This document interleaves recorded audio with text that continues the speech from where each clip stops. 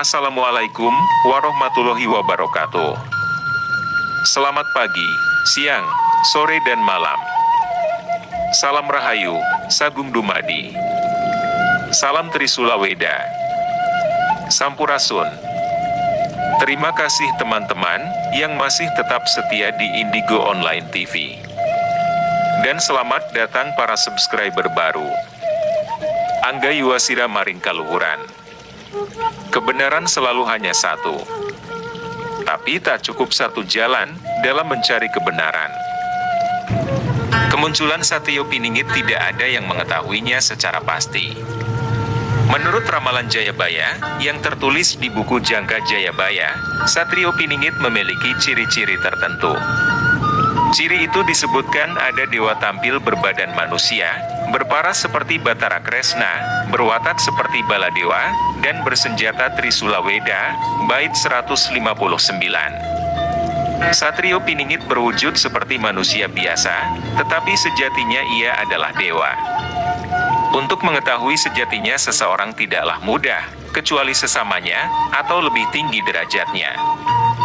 Para satrio seperti Batara Kresna, tampan berwibawa, dan berwatak tegas seperti Baladewa. Bersenjata Trisula Weda. Untuk kalimat yang satu ini dimaknai secara tersirat, karena satrio yang dipingit tidak membawa Trisula kemana-mana. Dalam pemaknaan Trisula Weda, secara garis besar bisa dimaknai tiga menjadi satu, yaitu ilmu, amal dan iman. Bumi, langit, dan isinya. Bisa disebut juga kiri, kanan, tengah. Atau benar, jejek, dan jujur. Atau apapun yang secara filsafat mengandung makna tiga menjadi satu. Hal ini sesuai dengan derajat dewa, sehingga berkelakuan mulia.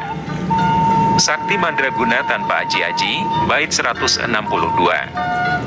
Analisis Satrio Piningit Sakti Mandraguna tanpa azimat apapun, apalagi batu atau keris, sesuai dengan derajatnya sebagai dewa. Pandai meramal seperti dewa, dapat mengetahui lahirnya kakek, buyut, dan canggah seseorang, seolah-olah ia lahir di waktu yang sama.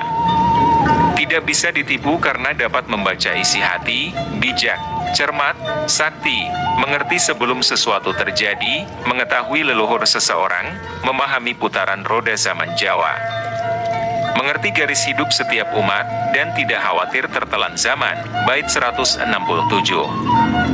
Seperti disebutkan sebelumnya, ia adalah dewa, sehingga sudah pasti bisa meramal. Karena mampu membaca isi hati, atau pikiran seseorang, Satrio Piningit tidak akan tertipu. Tetapi, mungkin dalam hal menjaga piningitnya, ia pura-pura tertipu. Bijak, cermat, dan sakti. Sesuai dengan derajatnya yang dewa tersebut, kalimat ini juga bisa sebagai acuan untuk mengetahui wujud lahiriahnya Satrio Piningit. Sang Satrio memahami filsafat sebab akibat. Secara sederhana, hukum sebab akibat itu digambarkan sebagai, jika kita berbuat baik, akan mendapatkan kebaikan, begitu pula sebaliknya. Sesuai dengan namanya, Piningit, ia tidak akan sibuk memperkenalkan diri sebagai Satrio Piningit. Carilah satria itu yatim piatu, tak bersanak saudara, sudah lulus Weda Jawa, hanya berpedoman Trisula, ujung Trisulanya sangat tajam membawa maut, pantang berbuat merugikan orang lain, yang kiri dan kanan menolak pencurian dan kejahatan, bait 168. Secara lahiriah, pastilah satrio memiliki sebab, sehingga ada akibat, memiliki saudara dan orang tua. Berarti, kalimat ini diartikan secara tersirat sesuai dengan derajatnya para dewa. Dengan kata lain, Satrio Piningit selalu berbuat adil, meskipun tak ada yang memperdulikan jasa-jasa yang telah dilakukannya. Itulah makna sebenarnya dari yatim piatu, tidak dianggap dan diperhatikan. Oleh karena itu Prabu Jayabaya menyebutkan dalam baitnya secara jelas dan spesifik. Ujung trisulanya tajam membawa maut, atau utang nyawa bayar nyawa. Artinya sangat keras dalam menegakkan hukum dan keadilan. Ujung trisula yang tengah pantang berbuat merugikan orang lain, yang kiri dan kanan menolak pencurian dan kejahatan. Trisula ini merupakan kelakuan atau perbuatan dari satrio itu sendiri. Senang menggoda dan minta secara nista. Bunyi, bait 169. Senang menggoda bisa diartikan genit atau suka bercanda. Sedangkan kalimat minta secara nista adalah bagian dari candaan ataupun godaannya. Diterangkan jelas bayang-bayang menjadi terang benderang, bait 170. Dengan kemampuannya, segala sesuatu yang bayang-bayang, atau tidak jelas, atau tersamar, atau tersembunyi akan menjadi terang. Sesuai dengan zaman sekarang ini, banyak sejarah dihapus, atau diselewengkan, atau dibelokkan, sehingga kita kehilangan jati diri. Sepertinya, hanya Satrio Piningit yang mampu meluruskan sejarah kita. Tanda-tanda kemunculannya juga dirinci dalam ramalan Jayabaya tersebut. Dalam ramalan Jayabaya, 4 tanda kedatangan Satrio Piningit di Nusantara. Yang bunyinya adalah 1 bait 140. Polahi wong Jawa koyo gabah den interi, endi sing bener endi sing sejati, poro topo podo ora wani, podo wedi ngajarake piwulang adi, salah-salah ane mahipati. Artinya, perilaku orang Jawa seperti butiran-butiran padi di atas nampan yang diputar, mana yang benar mana yang sejati, para pertapa tidak ada yang berani, semua takut mengajarkan ajaran baik, salah-salah bisa mati. Banjir bandang ono ngendi-endi, gunung jebluk tan anjarwani, tan nimpeni. Getinge kepati-pati marang pandita kang oleh pati geni. Marguwedi kapiak wadine sopo siro sing sayekti. Artinya, banjir bandang terjadi di mana-mana, gunung meletus tidak terduga, tanpa memberi isyarat sebelumnya. Bencinya sangat mendalam terhadap pendeta, ulama atau ahli agama atau orang pintar yang menjalani tirakat tingkat tinggi. Karena takut diinjak-injak atau terlampaui dalam ilmu dan pengetahuan dan takut terbongkar rahasia siapa dirinya yang sejati. Hal ini menunjukkan tanda dua alam yang terjadi menjelang munculnya Satria Piningit, juga seorang penguasa yang sangat benci pada ahli agama tertentu. Sangat sesuai sekali bukan dengan yang terjadi pada tahun kembar ini, yaitu tahun 2022. 3 bait 159. Selet-selete yen besuk ngancik tutuping tahun. Sinungkalan dewa wolu, angasto manggalaning ratu, bakal ono dewo ngejawanta, apa ngawak manungsa, apa Surya Pindo Betoro Kresno, awatat bolo dewo, agegaman Trisula Wedo, jine jerwolak waliking zaman.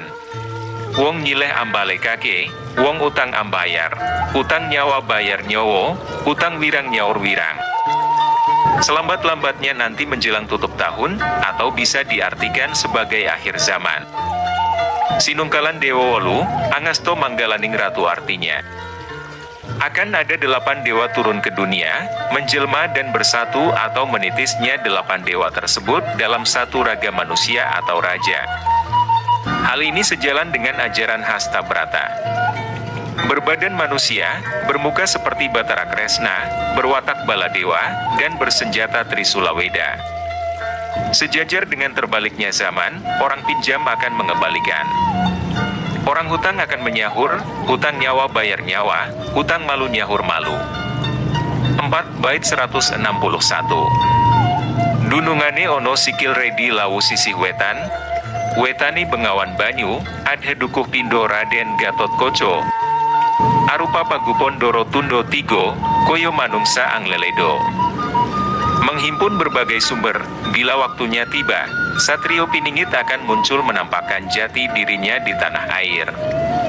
Sosok misterius tersebut bakal naik ke tampuk kekuasaan tertinggi di Indonesia yang menjadi teladan, harapan, dan mengayomi rakyatnya. Ramalan Prabu Joyoboyo menyebutkan Satrio Piningit akan turun di tanah Jawa dengan membawa misi memperbaiki moral dan kehidupan manusia. Ketika sedang mengalami kemerosotan di berbagai sendi kehidupan, Indonesia berada di titik nol. Saat itulah terjadi goro-goro zaman Kalabendu yang mencapai puncaknya. Ditandai dengan berbagai bencana musibah kecelakaan nasional, bencana alam, seperti gempa bumi, gunung meletus, tanah longsor, tsunami, tanah bergerak, kebakaran hutan, banjir besar, huru-hara, bencana wabah dan kehancuran sistem tatanan pemerintahan. Selain itu juga terjadi kemerosotan moral, kehancuran budi pekerti dan hawa nafsu merajalela. Namanya juga Satrio Piningit yang harus dipingit, tersembunyi, sampai pada saatnya ia akan muncul tepat pada waktunya. Raden Ngabehi Ronggowarsito, seorang pujangga besar dari Keraton Kasunanan Surakarta Hadiningrat, menuliskan Satrio Piningit adalah anak dewa yang berwujud manusia. Wujudnya tidak berbeda sebagaimana manusia pada umumnya. Ciri-ciri Satrio Piningit seperti dewa, namun tampil berbadan manusia, berparas seperti Batara Kresna, berwatak seperti Baladewa, dan bersenjata Trisula Weda. Berparas seperti Batara Kresna, berwatak seperti Baladewa memiliki arti bahwa para Satrio Piningit itu seperti Batara Kresna, yakni tampan, berwibawa. Namun Satria Piningit juga berwatak tegas seperti Baladewa. Dia juga dikenal sebagai figur yang sakti mandraguna tanpa aji-aji, bait 162. Ramalan Jayabaya soal pemimpin Indonesia. Ramalan Jayabaya ditulis ratusan tahun lalu oleh seorang raja yang adil dan bijaksana, yang juga seorang raja Kediri. Raja itu bernama Prabu Jayabaya pada tahun 1135 sampai 1159 Masehi. Ramalannya sendiri banyak dipercaya oleh masyarakat Jawa. Salah satunya soal ramalan yang melegenda adalah tentang Satrio Piningit. Satrio Piningit banyak dibicarakan orang, disebutkan akan muncul di saat negeri ini dalam keadaan kacau balau. Menyadur dari berbagai sumber, setidaknya ada 9 Satrio Piningit, yakni 1. Satrio Kinunjoro Murwo Kuncoro. 2. Satrio Mukti Wibowo Kesandung Kesampar. 3. Satrio Jinumput Sumelo Atur. 4. Satrio Lono Topong Rame. 5. Satrio Piningit Hamongtuo. 6. Satrio Boyong Pambukaning Gapuro. 7. Satrio Pinandito Sinisihan Wahyu. 8. Sultan Eru Cakra. 9. Ratu Amisan. Untuk pertama, Satrio Kinunjoro Murwokuncoro berarti tokoh pemimpin yang akrab dengan penjara, Kinunjoro, yang akan membebaskan bangsa ini dari belenggu keterpenjaraan dan akan kemudian menjadi tokoh pemimpin yang sangat tersohor di seluruh jagat, Murwokuncoro. Satrio Mukti Wibowo Kesandung Kesampar. Ini menggambarkan tokoh pemimpin yang berharta dunia, mukti, juga berwibawa dan ditakuti, Wibowo, namun akan mengalami suatu keadaan selalu dipersalahkan, serba buruk dan juga selalu dikaitkan dengan segala keburukan atau kesalahan, Kesandung Kesampar. Satrio Jinumput Sumela Atur. Ini merupakan tokoh pemimpin yang diangkat atau terpungut, Jinumput, akan tetapi hanya dalam masa jeda atau transisi, atau sekedar menyelingi saja, Sumela Atur. Keempat, Satrio Lono Tapang Rame. Tokoh pemimpin yang suka mengembara atau keliling dunia, Lelono, akan tetapi dia juga seseorang yang cukup atau rohaniawan, Tapang Rame. Satrio Piningit Hamongtuo. Tokoh pemimpin yang muncul membawa harisma keturunan dari nenek moyangnya atau leluhurnya, Hamongtuo. Satrio Boyong Pambukaning Gapuro. Tokoh pemimpin yang berpindah tempat, Boyong dari menteri menjadi presiden, dan akan menjadi peletak dasar sebagai pembuka gerbang menuju tercapainya zaman keemasan, Pambukaning Gapuro. Ia akan selamat memimpin bangsa ini dengan baik manakala mau dan mampu mensinergikan dengan kekuatan sang Satria Piningit, atau setidaknya dengan seorang spiritualis sejati di Satria Piningit yang hanya memikirkan kemaslahatan bagi seluruh rakyat Indonesia sehingga gerbang mercusuar dunia akan mulai terkuak. Satrio Pinandito Sinisihan Wahyu. Tokoh pemimpin yang amat religius sampai-sampai digambarkan bagaikan seorang resi begawan, Pinandito, dan akan senantiasa bertindak atas dasar hukum petunjuk Allah Subhanahu wa Ta'ala, Sinisihan Wahyu. Dengan selalu bersandar hanya kepada Allah Subhanahu wa Ta'ala, insya Allah, bangsa ini akan mencapai zaman keemasan yang sejati. Yang kedelapan adalah Sultan Eru Cakra. Maksudnya adalah raja yang mengayomi dan memberikan keteduhan, ketenangan dan kesejukan, serta keamanan juga rasa aman. Seperti arti kata dari Eru yang secara harfiahnya adalah pinus atau cemara. Ada pula yang menafsirkan sebagai bambu. Bambu pada zaman dahulu biasa dijadikan sebagai pondasi, tiang, ataupun pagar dan dinding rumah. Seperti itulah sifat pemimpin sangat Sultan Heru Cakra. Yang terakhir adalah Ratu Amisan, dapat diartikan ratu atau raja yang bergelimang harta. Kata Amisan bermakna emas atau harta. Hal ini bermaksud seorang raja yang mewarisi kekayaan dari para leluhurnya dan juga harta dari bukan leluhurnya. Jadi ayah dan kakeknya bukanlah seorang raja dan tidak pula memiliki kerajaan, tetapi memiliki darah keturunan raja atau darah biru. Tentu kita semua tahu akan harta amanah yang akan diterima Satria Piningit. Dalam jangka Jayabaya disebut secara tersirat makna dari Ratu Amisan adalah titisan 8 dewa yang menyatu dalam satu raga anak manusia. Hasta Brata menjadi Nawa Brata. Bila seorang raja pada zaman dahulu mengakui dan mengklaim bahwa dirinya adalah titisan Dewa Wisnu, Dewa Siwa dan Dewa Krishna. Sebagai bentuk kemuliaan diri raja tersebut yang berbeda dengan masyarakat biasa.